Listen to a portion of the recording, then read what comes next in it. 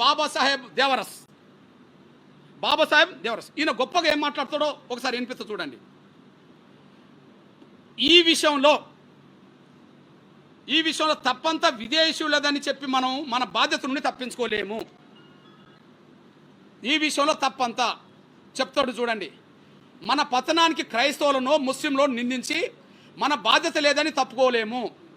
మన తప్పిదాల నుంచి కూడా ఒకసారి పునరాలోచన చేయాలి అని స్పష్టంగా చెప్పేవారు.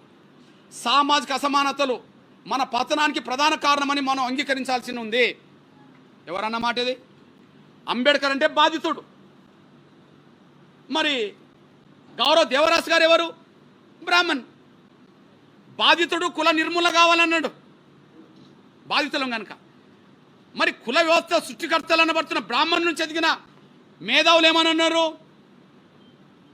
సామాజిక అసమానతలు మన పతనానికే కారణమని చెప్పి అంగీకరించాల్సి ఉంది. వర్ణ భేదములు, కుల భేదములు